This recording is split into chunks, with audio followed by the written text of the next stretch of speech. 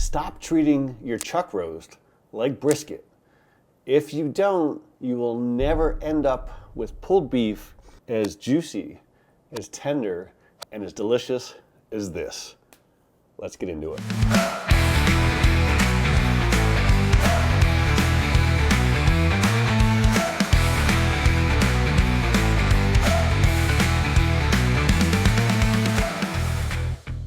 There is nothing worse than spending 8 hours to cook some chuck roast and it to turn out like dry, stringy, terrible pot roast. If you're treating this like brisket, you've already failed.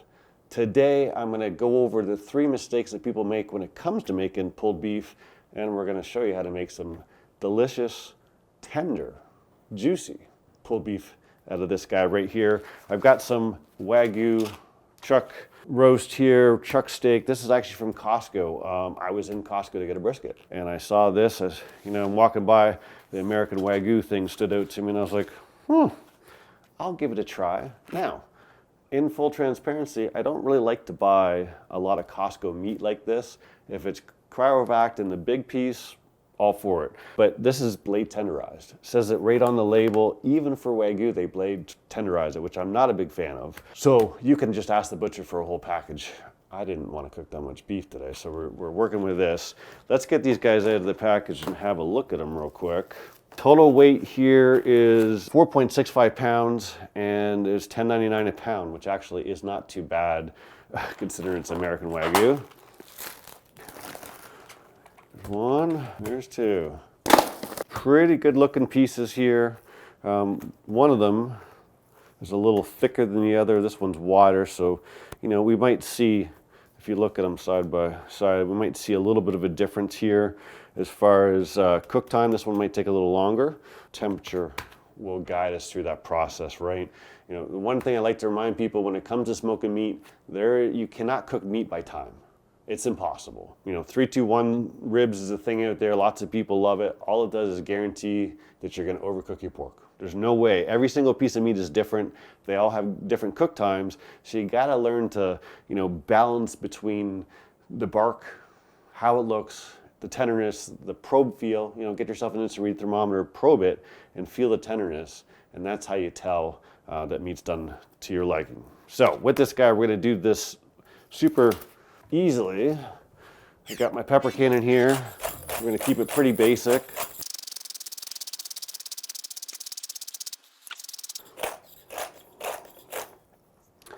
All right, what we're doing is I've got my custom-made barbecue shaker there. Got a full one of these guys, which is about 3 tablespoons. So I'm probably going to give it just a little bit more.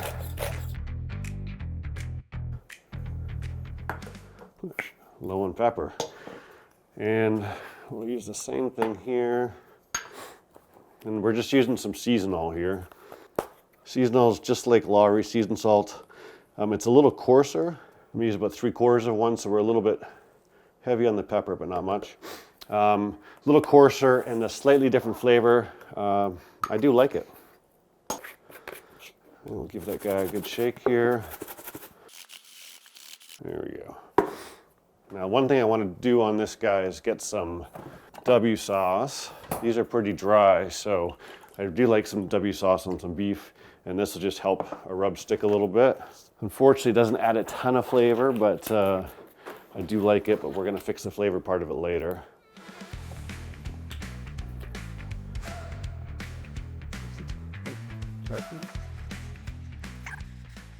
Really can't go wrong. If you never tried W sauce, it's like Worcestershire sauce on steroids. It is absolutely delicious. Every year around Christmas, they have a special. You can buy an entire case of 12, I think for $100. It's a really good deal. So I stock up on it. I give it to friends and family, and I go through a ton of it. So it's always good to have around. Yeah.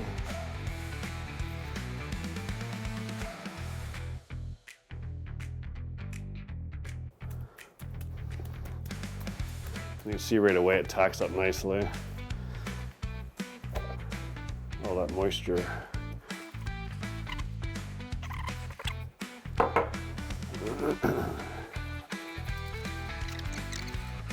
All right, what we're gonna do is we're gonna let this sit here for a few minutes. Let's talk, we're doing this on the Kimono Kamado.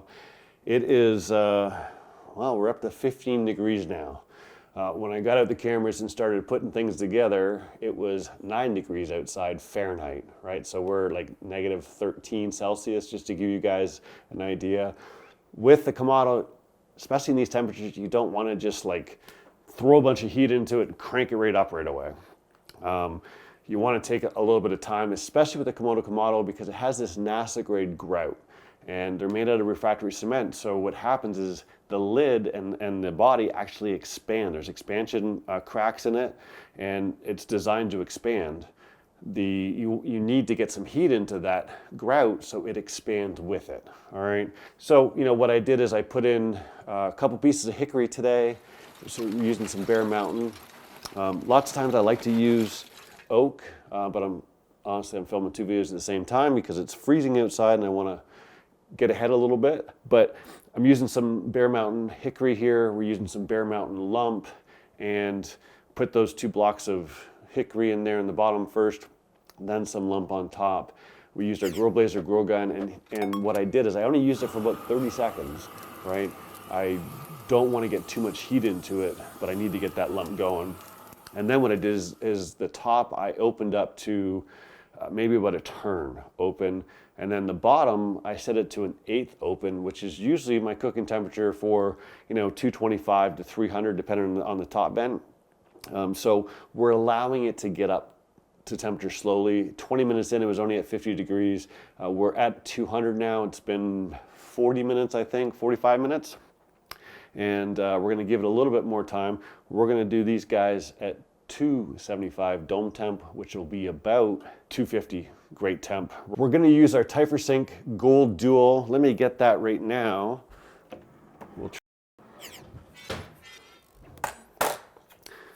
There's a duo and a quad. We've got a couple probes at the top on the duo. All right. Now these are going to cook slightly differently. So what I'm going to do, you got to get it past this line. We're going to go right in the center here on this guy on an angle. It's got 5 probes in it, right? So it's going to give us a good reading there. Here we go, and we'll grab number 2. And this guy is not quite as thick. So what we'll do here is we're going to go right into, don't go into that, if there's a big chunk of fat in the center, don't go into that. We want to go into the meat itself. So I'm going to actually turn this back around and we're going to go right here in this corner. Tough to see after you already seasoned it. There we go. All right. And what we'll do here is we will get out our app here and we'll set this guy up. Here we go. Internal temperature on 1. There's 1. So the bigger one's 40. This one's 43.7. And we're going to set up a cook. We're doing beef. We're doing chuck roast. And I mean, we're going to push this temperature up. So again, we're not going to know when this is done by temperature. You got to do it by probe, but you do want to get it up there. And you can see, come down a little bit on this guy. So we're at 39 and 43. We're going to let this sit for about 10 minutes and then we'll put it on the Kimono Kamado. All right, so I've taken out our chuck roast. I've put it on our Kimono Kamado. I've put it in the back corner here. I have about half basket of lump on the left-hand side, and we're indirect on the cool side with it. As you can see, the rub has nicely soaked up all that W sauce, and we're smelling good, looking good. Now, this is the only time you can treat this like a brisket. You can't rush it. If you cook it too quick, you will end up with something that's flavorless and won't be nearly as good. You've got to cook it low and slow and take your time. I'll bring you back when we get ready for the next step. All right, so it's been about 3 hours. As you can see, these guys are looking delicious. We did bump up the temperatures a little bit unintentionally. I thought I had it locked in and walked away for a couple hours and did not check it, and we got up to about 325 dome temperature, almost 300 probe temp. That's fine because we're gonna wrap these guys now and not gonna have a problem with this. But as you can see right now, we're at 162 and 154 for our temps. Now here's the first mistake. People try and build up too much bark like a brisket on a chuck roast and they push their temperatures up way too far. 170, 180. Wrap early, right? We've got some great color in here. We don't really care about bark because we're gonna wrap it. You wanna just get a bunch of smoke flavor in there, and then once we got some good color and everything, wrap it at like 150, 160. What we're gonna do now is I'm going to make up a little bit of a concoction here. This is mistake number 2. You can wrap a brisket all by itself. Why? Because it has a ton of fat in it. Just that section between the point and the flat is huge, right? Then we leave a fat cap on top of it. So as it goes up in temperature, that fat renders at self-base and it adds a whole bunch of moisture into our brisket. On a chuck, there's like one little thing of fat here and there's one little thing of fat here. And I think there was one little corner of fat there. This is very lean compared to a brisket, right? So we need to wrap it, but we need to make or add some moisture, some liquid to it to help it so it doesn't dry out. So what I'm gonna do, this is some W sauce. This is just a everyday red wine to drink. And then I'm gonna mix in some beef broth just so we got a little bit of extra. Now, if you don't want red wine, you can do all beef broth. And doesn't that look tasty?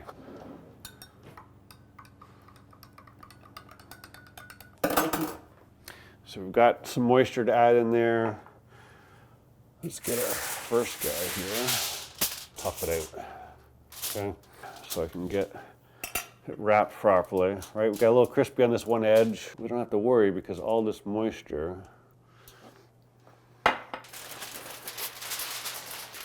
flip up the side so that I get the moisture close to it. And so now our moisture is all around our meat.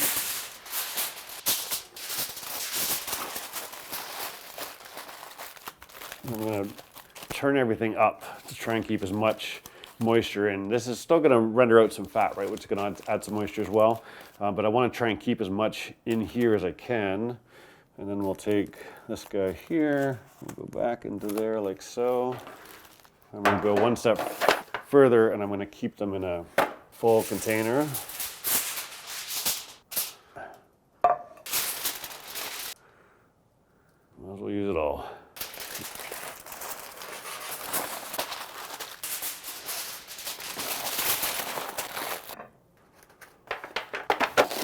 Container isn't quite as big as I would like. I want them to try and lay flat as much as possible. So what we're gonna do now is we're going to put these back on. And then when we get to the right spot, we'll talk about the next mistake that people make. These are gonna go on for a few more hours, probably at least 2. Now these are on the smaller side. Traditionally when I do these, each one is like 4 pounds. So these are gonna cook a little quicker than that 8 hours I mentioned in the beginning. But at the end of the day, it's not about the time, it's about the end product. Let me go throw these guys back on.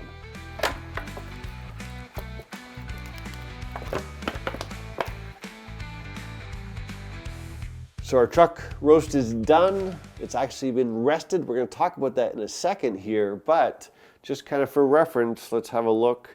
If we look at each of these guys, you can see that one's at 159 and one is at 150. Give you an idea, we'll remember that in a second here. But one went for 5 hours and 32 minutes, and the other one went for 5 hours and 2 minutes. Now that doesn't include rest time, that includes cook time up until about 105. Remember I said it at 1 or 208, it calculated carryover, so we pulled it off a little sooner.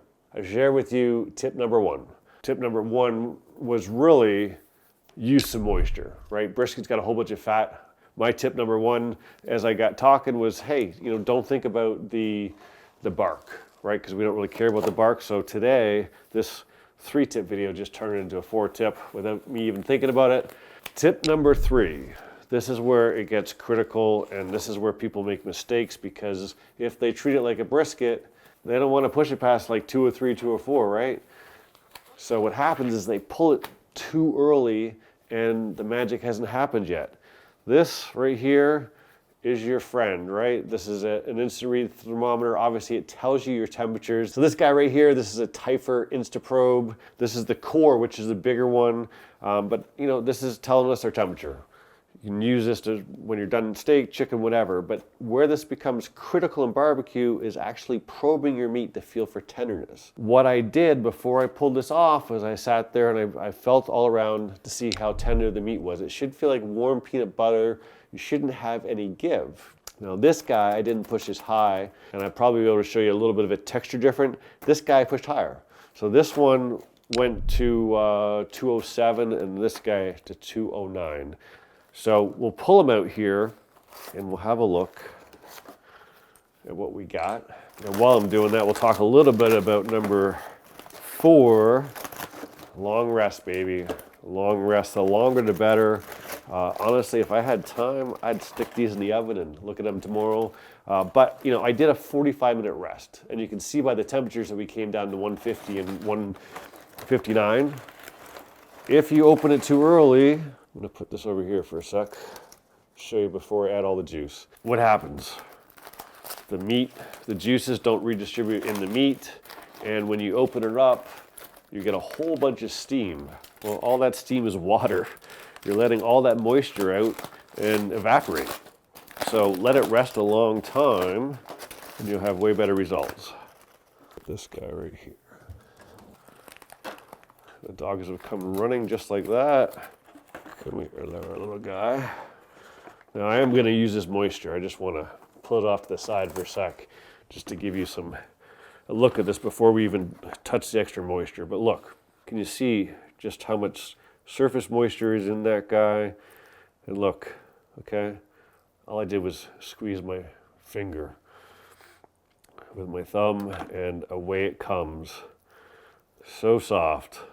If you pull it off too early, and if you don't rest it, you are never going to get this. You're gonna end up with stringy roast beef, terrible chuck roast, and you're gonna wonder what all the hype is about.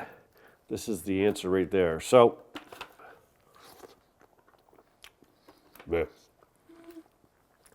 I'm smelling it. I had to try it. But what I want to do is I want to shred this up. And let me see something real quick. Remember I told you to take this one up quite as high? It still shreds, but it was pulled off a little early, right? So just a couple degrees changes it a tad. Now luckily, I have a whole bunch of moisture here, so we're not going to have a problem with it. And it still shreds, but the difference over a couple degrees with this one was pretty significant, right? As I'm thinking here, I want to get a thumbnail, so I'm probably not going to shred too much of this more up. What I'm going to do though, is I'm going to take this piece right here. So my battery died in my camera just as I was taking off my gloves. We got to see what the dogs think about this. So let's take a look at what you guys got. There's a little bit for Ollie. Oh, ouch. A little bit for Cookie.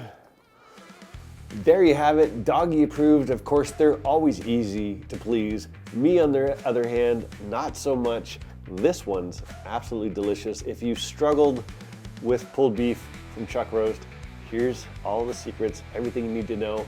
Listen, if beef's not your thing and pork's your thing, I got you covered. Check out this video right here. Thanks as always for watching. I'll see you soon.